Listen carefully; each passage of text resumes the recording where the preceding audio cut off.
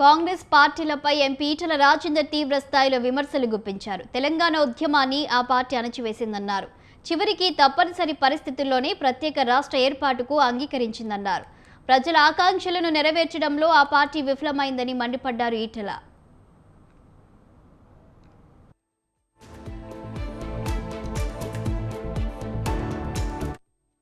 సంవత్సరాలు గడుస్తోంది. ఎన్ని హామీలు ఇచ్చిందంటే తెలంగాణ ఇచ్చింది మేమే, ఛాంపియన్లు మేమే అని చెప్పేటువంటి రేవంత్ రెడ్డి బాధ్యత మేనిఫెస్టోలో పెట్టిండు. అమరవీరుల కుటుంబాలకు 25,000 రూపాయలు పెన్షన్ రూపంలో ప్రతి నెల ఇస్తామని చెప్పిండ్రు. అమరవీరుల కుటుంబంలో ఒకరికి ఉద్యోగం ఇస్తామని చెప్పిండ్రు. తెలంగాణ 69 ఉద్యమాలు కావచ్చు, 2001 తర్వాత జరిగిన ఉద్యమాలు కావచ్చు, ఎవరెవరైతే జైలుకు పోయినరో, కేసులు పెట్టబడ్డాయో, ఫోర్ ఫ్రంట్ నుండి పోరాటం చేసిండ్రో 250 గజాలు జాగిస్తా అని చెప్పిండ్రు. ఇంతవరకు ఉద్యోగం వేయలే అమరవీరుల కుటుంబాలకు, 25,000 రూపాయల పెన్షన్ మొదలుపెట్టలే, 250 గజాల జాగ మొదలుపెట్టలే. ఇవాళకి సంవత్సరం గడుతుంది, ఇప్పటికి మొదలుపెట్టలే. చివరికి ఎక్కడి దాకా వచ్చిందంటే తెలంగాణ రాష్ట్రం అప్పుల ఊపిలో కూరుకుపోయింది. బ్యాంకులకు తెలంగాణ అధికారులు పోతే దొంగల్లాగా చూస్తున్నారు. చెప్పులు ఎత్తుకపోతారేమని చెప్పి చెప్పులు దాచుకుంటున్నారని చెప్పి అవమానకరమైనటువంటి మాటలు మాట్లాడుతున్నారు.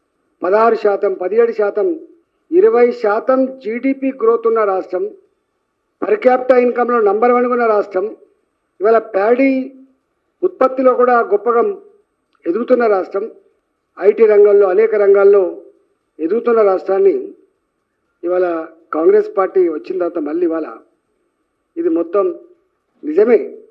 ఆయన కాళేశ్వరం కార్పొరేషన్ పెట్టచ్చు, డ్రింకింగ్ వాటర్ కోసం మిషన్ భగీరథ కార్పొరేషన్ పెట్టిండ్రు, అనేక రకాల కార్పొరేషన్ పెట్టి లోన్.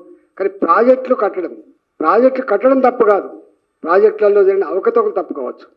ఇవాళ ఈ కాంగ్రెస్ పార్టీ వాళ్ళ పేరు చెప్పి ఇవాళకి మళ్ళీ కాళేశ్వరంలో జరిగిన నష్టాన్ని సరిచేసి పంట పొలాలు నిలిచే పరిస్థితి లేదు.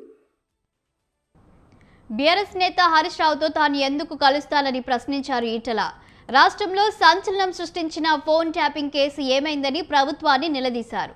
బీఆర్ఎస్ హయాంలో జరిగిన ఒక్క అవినీతి అక్రమాలపైనైనా ప్రస్తుత కాంగ్రెస్ ప్రభుత్వం చర్యలు తీసుకుందా అని ప్రశ్నించారు. మా భారతీయ జనతా పార్టీ ఏ కమిషన్ అయితే వేసిందో కమిషన్ 6 సార్లు ఎక్స్టెన్షన్ చేసిండు, మొదటిసారి 7వ సారి చేసిండు. నిజంగా కాళేశ్వరం ప్రాజెక్టులో జరిగిన అవకతవకల్ని బయటికి తీయడానికి ఇస్తున్నారా, ఇలా బదనాం చేసి మరో రాజకీయ లబ్ధి కోసం ప్రయత్నం చేస్తుందా, మీకు దమ్ముందా అని చెప్పి మేము ఛాలెంజ్ చేసినాం. మీకు చేత కాకపోతే సిబిఐకి అప్పచెప్పండి, విచారణ మేం చేస్తామని చెప్పినాం.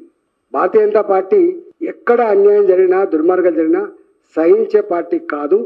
మా పార్టీ ఇప్పటికే చాలాసార్లు చెప్పింది, రేపు కూడా తప్పకుండా మేము చెప్తాం. ఇట్లా 24 అవర్స్ చెట్టుకేసినావు, రోజులు చెట్టుకేసినావు, ఇలా సంవత్సరాలు కలిసినా కూడా దిక్కు లేదు. మీరు అనేకం వేసిండ్రు, ఈ ఒక్కటే కమిషన్ కాదు, ఇంతకుముందు కూడా వేరే వాటి మీద కూడా వేసిండ్రు.